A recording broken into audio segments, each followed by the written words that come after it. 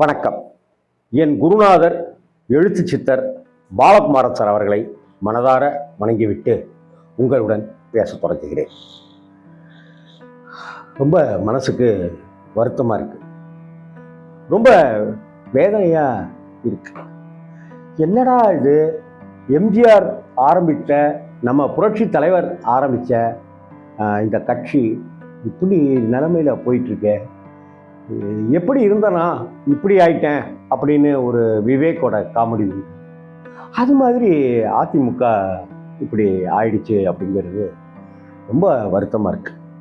எம்ஜிஆர் இருந்திருந்தா இதெல்லாம் நடந்திருக்குமா அப்படின்னு நிறைய பேர் கேட்குறாங்க. எம்ஜிஆரை விடுங்க, ஜெயலலிதா மட்டும் இந்நேரம் இருந்திருந்தா அப்படியும் சில பேர் கேட்குறாங்க. எம்ஜிஆர் அளவுக்கோ ஜெயலலிதா அளவுக்கோ எடப்பாடி பழனிசாமி அண்ணன் அந்த அளவுக்கு ஒரு வலுவான தலைவர் கிடையாது தான், அவங்களுக்கு சமமான தலைவர் கிடையாது தான். ஆனால் எடப்பாடி அண்ணன் தானே இன்னைக்கு அதிமுகவுக்கு தலைவர். அதனால ஒரு ரத்தத்தின் ரத்தமா, ஒரு புரட்சி தலைவர் எம்ஜிஆருடைய ஒரு ரசிகரா எடப்பாடி அண்ணங்கிட்ட ஒரு சில கேள்விகள் இருக்கு. அதுக்கு எடப்பாடி அண்ணன் பதில் அளித்தார்னா உண்மையிலேயே நான் மட்டும் இல்லை, அதிமுகவுடைய லட்சக்கணக்கான ரத்தத்தின் ரத்தம் உற்சாகமாக அப்படியே பி பாசிட்டிவ் அப்படின்னு சொல்லிட்டு, அது எந்த ரத்த குரூப்பாக இருந்தாலும் சரி பி பாசிட்டிவ் அப்படின்னு உற்சாகமாக ஆயிடுவாங்க அப்படின்னு தான் சொல்லணும். இப்போ இந்த எடப்பாடி அண்ணனுக்கு கேட்குற அந்த கேள்விகள் என்னங்கிறத இப்போ பார்க்கறதுக்கு போயிடலாமா? அண்ணே, எடப்பாடி அண்ணன், அமித்ஷா உங்க கையை தூக்கி கூட்டணி ஆட்சி அப்படின்னு சொன்னார். அதற்கு பிறகு மதுரைக்கு வந்த அமித்ஷாவும் திரும்பவும் டெல்லியில் பிடித்ததை போல நாங்கள் தமிழகத்தை பிடிப்போம், பாஜக ஆட்சி அமையும் அப்படின்னு சொன்னார். இப்ப அவர் திரும்ப திரும்ப சொல்றது என்ன அப்படின்னாக்க, கூட்டணி ஆட்சி அப்படிங்கிறத அவர் திரும்ப திரும்ப திரும்ப திரும்ப திரும்ப திரும்ப சொல்லிட்டே இருக்காருன்னு. அவர் மட்டும் இல்ல, கட்சி தலைவர் பொறுப்பிலிருந்து விலக்கப்பட்ட அண்ணாமலை ஜியும் அப்படிதான் சொல்றாரு. இப்போ நயினார் நாகேந்திரன் அண்ணன் அப்படின்னு இருந்தவர் நயினார் நாகேந்திரன் ஜியாக மாறி பாஜகவினுடைய தமிழகத்தினுடைய தலைவராக இருக்கிற அவராக இருக்கட்டும், யாரா இருந்தாலும் திரும்ப திரும்ப கூட்டணி ஆட்சி 2026 கூட்டணி ஆட்சின்னு சொல்றாங்க. அதாவது பந்தியிலேயே இடம் இல்லையா, இதுல இலை கிழிசல் நான் ஒருத்தன் அப்படிங்கிற மாதிரி 2026 தேர்தலில் யாரு ஜெயிக்க போறாங்கன்றதே தெரியல.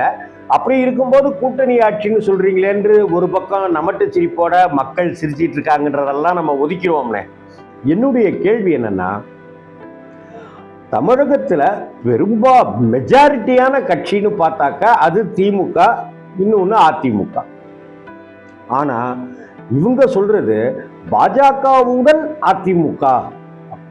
நான் உங்கள்கிட்ட கேட்கிறேன், ஒரு எம்ஜிஆருடைய விசுவாசியா கேட்கிறேன், பாஜகவோட அதிமுக கூட்டணி சேர்ந்திருக்கா தமிழகத்துல, இல்ல அதிமுகவோட பாஜக கூட்டணி சேர்ந்திருக்கா? இது கேள்வி நம்பர் 1. அதிமுகவுடன் தமிழகத்தில் பாஜக கூட்டணியா, அல்லது பாஜகவுடன் தமிழகத்தில் அதிமுக கூட்டணியா? இது 1வது கேள்வி. அதுலேயே 1 ஏன்னு போட்டுக்கங்கண்ணே. அதாவது பாஜகவுடன் கூட்டணி அப்படின்னு வச்சுக்க, ஆட்சி அப்படின்னு இருக்குதுனாக்க இதுக்கு உங்களுக்கு சம்மதம் இல்லையானே? இப்போ கல்யாணத்துக்கு சரிபாதி செலவை ஏற்றுக்கணும் அப்படின்ட்டுலாம் சொல்லுவாங்க. சரிபாதி ஏற்றுக்கணும்னு ஒரு பக்கம் சொல்ல, இன்னொரு பக்கம் அதை நீங்கள் சொல்லாமலே இருந்தாக்க சரிபாதின்னு ஏற்றுக்கிறதா அர்த்தமா இல்லை அர்த்தம் இல்லையானே குழப்படியாக இருக்கும் மண்டபத்தில். அது மாதிரி நீங்கள் ஆமாங்க தமிழகத்தில் கூட்டணி ஆட்சி தான் அப்படின்னாக்கா உறுதியாக சொல்லிடுங்க. கூட்டணி ஆட்சி இல்லைங்க, அதிமுக தான் ஆட்சி அமைக்கும், இதை கொஞ்சம் தெளிவாக சொல்லிடுங்க. இதுதான் எடப்பாடி அண்ணனுக்கு, முன்னாள் முதல்வர் எடப்பாடி அண்ணனுக்கு நம்ம வைக்கிற லட்சக்கணக்கான ரத்தத்தின் ரத்தங்கள் சார்பாக வைக்கிற முதல் கேள்வி. அடுத்தது 2வது கேள்வி. அண்ணே, இனிமே பாஜகவோட கூட்டணி வந்தாச்சு அப்படின்னு அறிவிச்சாங்க. கட்டாயத்தில் நீங்களும் அறிவிச்சிங்க. உங்களுடைய சூழ்நிலைகள், உங்களுடைய தர்ம சங்கடங்கள் அதெல்லாமே எங்களுக்கு புரியுதுண்ணே. ஈடி ரெய்டு அந்த ரெய்டுலாம் வந்த உடனே வேற வழி இல்லாமல் அவசரமாக அடுத்த வருஷம் நடக்கக்கூடிய தேர்தலுக்கு இப்போவே கூட்டணியை டிக்ளேர் பண்ண ஒரே ஆள் யாருன்னாக்க அமித்ஷா ஜியும் நீங்களும் தான் இருப்பீங்கண்ணே. அது ஒரு பக்கம் இருந்தாலும் கூட உங்களை வச்சுக்கிட்டு, அதாவது உங்க கூட கூட்டணி வச்சுக்கிட்டு ஒவ்வொரு தடவையும் இவங்க நாங்கள் பலமாயிட்டோம் அப்படி இப்படி எப்படி போன தடவை நம்ம அண்ணாமலை ஜி சொன்னாரு, அதே போலயே இந்த 2 மாசம் 2.5 மாசத்துலையும் திரும்ப திரும்ப திரும்ப திரும்ப இங்க தமிழகத்துல அப்படி ஒரு பிம்பம் ஒன்று உருவாக்குறாங்கன்னு உங்களுக்கு புரியுதானே? உங்களுக்கு முன்னாடி கை குலுக்கி சிரிச்சு பேசிட்டு உங்க முதுகுக்கு பின்னாடி அவர் கிடக்கிறாரியா, நம்ம தான் இங்க கிங்கு அப்படின்ற மாதிரி பாஜக காரங்களே சொல்றாங்களே. இதை நீங்க எப்படி பாக்குறீங்க? இதாவது உங்களையும் பாஜகவையும் பிரிக்கணுங்கிறது என்னுடைய நோக்கம் கிடையாது. நான் சொன்னா மட்டும் நீங்க பிரிஞ்சிருவீங்களா, இல்ல நான் சொன்னதுனாலதான் நீங்க சேர்ந்துட்டீங்களா? இல்லைன்னு அப்ப இதுவும் லட்சக்கணக்கான எம்ஜிஆருடைய விசுவாசிகள் சார்பா, ஜெயலலிதா அம்மையாருடைய லட்சக்கணக்கான விசுவாசிகள் சார்பா நீங்களும் அந்த லட்சக்கணக்கான ஒருத்தர், அதாவது பணத்தை சொல்லலை, கோடிக்கணக்கான அப்படின்லாம் பணத்தை சொல்லலை, நான் அந்த விசுவாசிகள்ல ஒருத்தரா இருக்கிற நம்ம எடப்பாடி அண்ணனை பத்தி நான் அவர்கிட்ட நான் கேட்கிறேன். அந்த கேள்வி என்ன புரியுதானே உங்களுக்கு? திரும்ப திரும்ப இதை சொல்லிட்டு இருக்காங்களே, இதுக்கு எப்ப முற்றுப்புள்ளி வைக்கிறீங்களோ அப்பத்தான் நம்ம கட்சியினுடைய அடிப்படை உறுப்பினர்கள் ஒரு மனநிலைக்கு, ஒரு உறுதியான மனநிலைக்கு வருவாங்கண்ணே. அது வரைக்க இவங்க மக்களை குழப்பறதுங்கிறது ஒரு பக்கம், நம்ம கட்சி ஆளுங்களையே குழப்பறது அப்படின்னு இருக்குல்ல, அது தொடர்ந்துட்டு தான் இருக்கும். அதுக்கு எப்பன்னே முற்றுப்புள்ளி வைப்பீங்க? நம்ம தாங்க நம்பர் 1 அப்படின்னு நீங்க சொல்றீங்களா, இல்ல பாஜக தான் நம்பர் 1 நம்ம நம்பர் 2 தான் அப்படின்னு சொல்றீங்களா? ஏன்னா இங்க இருக்கிற பாஜகவுடைய முக்கியஸ்தர்கள் எல்லாருமே அப்படித்தான் சொல்லிக்கிட்டே திரியிறாங்க. நீங்க தானே எடப்பாடி என்ன இதுக்கு ஒரு விளக்கம் சொல்லணும். இதுதான் கேள்வி நம்பர் 2.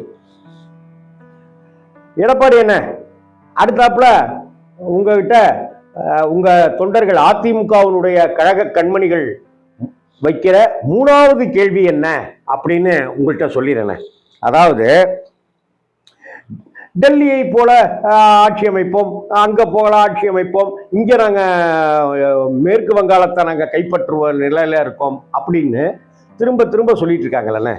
அப்புறம் 50 சீட்டுகளுக்கு மேல நாங்க இந்த தடவை நம்ம நிக்க போறோம், 50 தொகுதிகளை கண்ணு கருத்துமா எடுத்துக்கங்க அப்படின்னு சொல்லிட்டு இருக்காங்கல்ல. சரி, இப்ப அதிமுக தொண்டர்கள் கேட்கிற கேள்வி என்னன்னாக்கண்ணே, சரி ரைட்டு 50 தொகுதிகளை கொடுப்போம், என்ன பண்றது அப்படின்ற ஒரு முடிவுக்கு நீங்க வந்துட்டதாவே வச்சுக்குவோம்.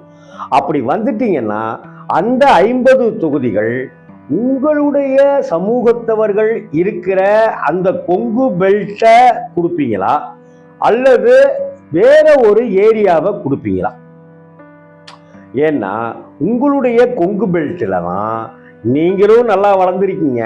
இன்னும் சொல்ல போனா அங்க மட்டும்தான் இப்ப ஓரளவாவது வெற்றியை தக்க வைக்கிற அளவுக்கு இருக்கீங்க.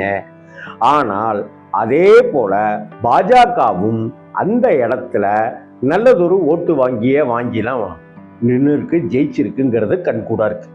அப்ப 50 தொகுதிகள் என்ன அப்படிங்கிறத நீங்க ஒரு லிஸ்ட் அவுட் போட்டு வச்சிருக்கீங்களாண்ணே?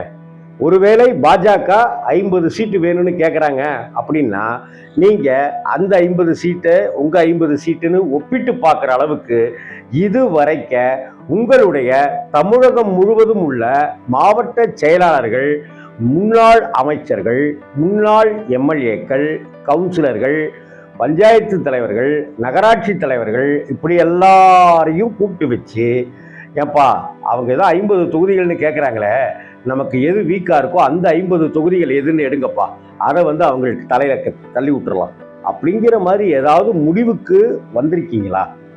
ஏன்னா எதுவுமே இல்லாமல் 50 50 50ன்னு அவங்க கேட்கும்போது எந்த 50 அப்படிங்கிற ஒரு கேள்வி இருக்கலண்ணே.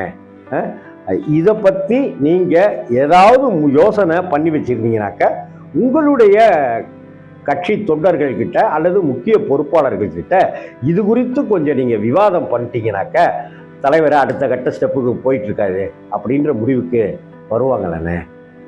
ஓகே, இதுக்கு அடுத்தாப்புல நான் கேட்கக்கூடிய 4வது கேள்வி அண்ணன் எடப்பாடி அண்ணன் புரட்சி தலைவர் அப்படின்னாக்கவே அது எம்ஜிஆர் தான். தமிழகத்திலேயே புரட்சி அப்படிங்கிற ஒரு வார்த்தைக்கு ஒருத்தருக்கு கிடைச்சதுனாக்க அது பாரதிதாசன் ஐயா அவர்களுக்கு கிடைச்சது. புரட்சி கவிஞர் பாரதிதாசன் அப்படின்னு கிடைச்சது.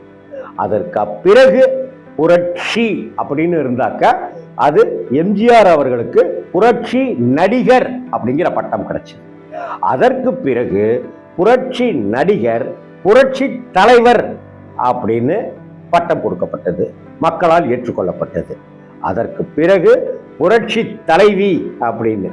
இதுல தமிழ் சினிமா உலகத்துல புரட்சிகரமான சமூகத்துக்கான விஷயங்களை எம்ஜிஆர் சொன்னாரா இல்லையா, அதனாலதான் புரட்சி நடிகர்ன்ற பட்டம் வந்ததா அப்படிங்கிறதுக்குள்ளார எல்லாம் போக வேண்டாம். அதெல்லாம் நடந்து முடிந்த கதை. அதே போல தமிழகத்தினுடைய அரசியல்ல மிகப்பெரிய புரட்சிகளையும் மாற்றங்களையும் எம்ஜிஆர் செய்ததுனாலதான் புரட்சி தலைவர்கிற பட்டமா அப்படிங்கிற வாக்குவாதங்களுக்குள்ளாரையும் போகவே வேண்டாம். அதே போல ஜெயலலிதா அவர்கள் புரட்சி தலைவர் எம்ஜிஆருடைய கட்சியில் இருந்தார், எம்ஜிஆருடன் நடித்தார்ங்கிறத தாண்டி என்ன புரட்சிகளை செய்தார், அதனால அந்த பட்டம் கொடுக்கப்பட்டதுங்கிற கேள்விக்குள்ளாரு.